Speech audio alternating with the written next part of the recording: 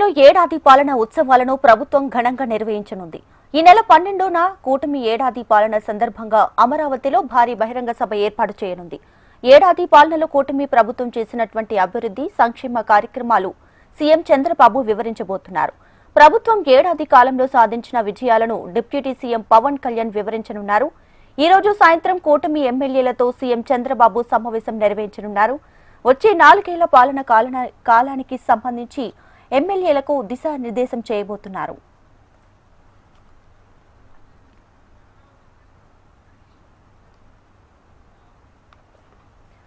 రైట్గా అమరావతిలో ఏడాది పాలనకు సంబంధించి ఉత్సవాలను ప్రభుత్వం ఘనంగా నిర్వహించబోతుంది. సో ఈ నెల 12న కూటమి ఏడాది పాలనకు సంబంధించి అమరావతిలో భారీ బహిరంగ సభ కూడా ఏర్పాటు చేయబోతున్నారు. దీనికి సంబంధించి లేటెస్ట్ అప్డేట్స్ తో అమరావతి బ్యూరో హరికిషన్ లైవ్ లో సిద్ధంగా ఉన్నారు. హరికిషన్.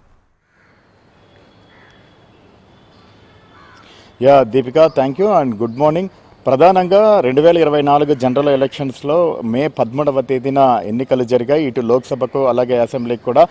ఆ తర్వాత 2024 జూన్ 4వ తేదీన ఎన్నికలు వెలువడ్డాయి. ఏకంగా ఎవరు ఊహించని విధంగా 164 సీట్లతో బంపర్ మెజారిటీ కొట్టింది కూటమి ప్రభుత్వం. 2024 సంబంధించి జూన్ 12వ తేదీన ప్రమాణ స్వీకారం అట్టహాసంగా గన్నవరం నియోజకవర్గంలోని కేసరిపల్లిలో నిర్వహించారు. ఈ కార్యక్రమానికి భారత ప్రధాని ముఖ్య అతిథిగా రావడం జరిగింది. అయితే 21 స్థానాల్లో పోటీ చేసినటువంటి జనసేన అద్భుత విజయాలు సాధించింది. 100% స్ట్రైక్ రేట్ కూడా సాధించింది.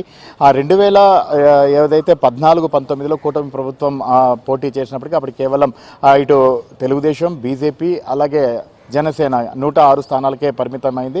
ఆ తర్వాత జరిగినటువంటి తాజా ఎన్నికలకు సంబంధించి ఇటు వైసీపీ అధికారంలోకి వచ్చింది. తర్వాత ఇప్పుడు కూటమి ప్రభుత్వం అధికారంలోకి వచ్చింది. సో ఈ నేపథ్యంలోనే సంవత్సరం పాటు అధికారంలో ఉన్నటువంటి కూటమి ప్రభుత్వం ఇచ్చినటువంటి హామీలను ఒక్కొక్కటిగా అమలు పరుచుకుంటూ ముందుకు వస్తున్నటువంటి నేపథ్యంలో ఏడాది పూర్తి చేసుకున్న సందర్భంగా పెద్ద ఎత్తున ఈ కార్యక్రమాన్ని అంబరాన్ని అంటే ఇలా సంబరాలు చేసుకోవాలని చెప్పేసి కూడా నిర్ణయించినట్లుగా తెలుస్తోంది. దీనికి సంబంధించి ఈరోజు సాయంత్రం ముఖ్యమంత్రి అధ్యక్షతన అందుబాటులో ఉన్నటువంటి మంత్రులు అలాగే ఎమ్మెల్యేలతో కూడా సమావేశం నిర్వహించేటటువంటి అవకాశం ఉంది. 12వ తేదీన ఏడాది పూర్తి చేసుకున్న సందర్భంగా ఆ రోజు ఒక భారీ బహిరంగ సభ నిర్వహించి తద్వారా అంటే సంవత్సరం పాటు ప్రజలకు అందించినటువంటి సంక్షేమ పథకాలతో పాటు పాలన ఏ రకంగా సాధించాం, అలాగే కూటమి ప్రభుత్వం కలిసికట్టుగా ముందుకు ఎలా పోతుంది అన్నటువంటి దాన్ని ప్రజలకు వివరించే ప్రయత్నం చేయబోతున్నారు. మరోవైపు ఇటు ఈ 4 సంవత్సరాల పాటు ఏదైతే విజన్ 2047 ముఖ్యంగా అనుకున్నారు. సో దానికి అడుగులు ఏ రకంగా వేస్తారు, బలమైనటువంటి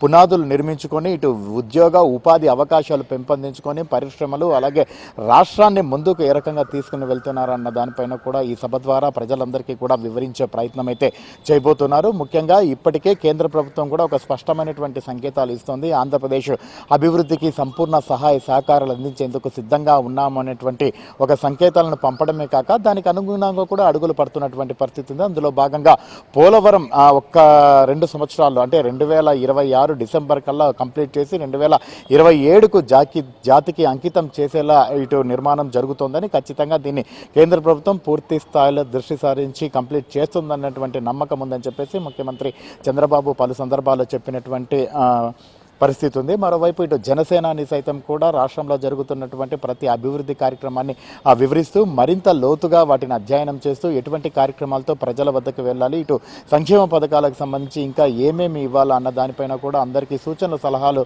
ఇస్తున్నటువంటి పరిస్థితి కూడా లేకపోలేదు. ప్రభుత్వానికి చెడ్డ పేరు తెచ్చేటటువంటి ఏ కార్యక్రమాన్ని కూడా ఉపేక్షించక ఉప ముఖ్యమంత్రిగా ఉన్నటువంటి హోదాలో ప్రతి శాఖ పైన కూడా ఆయన ఇమ్మీడియట్గా నేరుగా ప్రస్తావిస్తూ అందులో ఎటువంటి పొరపాట్లు జరగకుండా ఉండేలా చర్యలు తీసుకోవాలని చెప్పి సూచిస్తున్నటువంటి పరిస్థితి ఉంది. దానికి అనుగుణంగా కూడా ప్రతి ఒక్కరు కూడా మార్పులు చేర్పులు చేస్తున్నటువంటి పరిస్థితి కూడా లేకపోలేదు. మరోవైపు ఒకసారి చూసుకుంటే ఎందుకంటే సూపర్ 6 హామీలు ఇటు అన్నా క్యాంటీన్లు అయితేనేమి అలాగే పెన్షన్ల పథకం అయితేనేమి అలాగే ఇప్పుడు డిఎస్సికి సంబంధించి అయితేనేమి ఇవన్నీ కూడా ఒక్కొక్కటి కంప్లీట్ చేసుకుంటూ వచ్చింది. గ్యాస్ సంబంధించి కూడా సబ్సిడీతో ఇవ్వడం జరిగింది. సో ఇకపై తల్లికి వందనం అలాగే మహిళలకు సంబంధించినటువంటి ఉచిత బస్సు ప్రయాణం వీటిపైన కూడా పూర్తి స్థాయిలో రేపు స్కూల్స్ ఏదైతే ఓపెన్ అవుతాయో బహుశా జూన్ 12వ తేదీన అంటే ఏడాది పూర్తయినటువంటి సందర్భంగా ఆ రోజే స్కూల్స్ కూడా ఓపెన్ అయ్యేటటువంటి అవకాశం ఉంది. కాబట్టి ఆ రోజే తల్లికి వందనాన్ని కూడా ఆ బహిరంగ సభ ద్వారా ఒకవేళ పెంచేటటువంటి అవకాశం ఉందని చెప్పేసి కూడా భావిస్తున్నారు. మరోపక్క August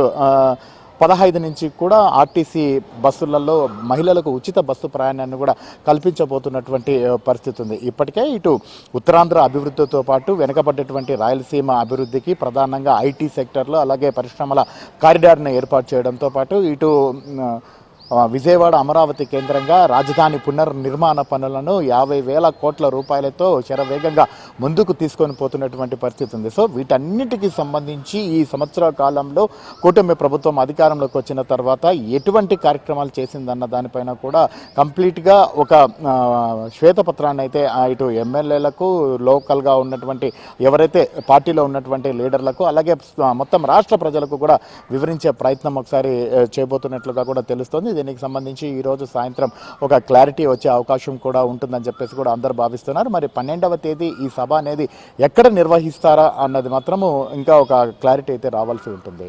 Deepika. Right Harikishan, thank you.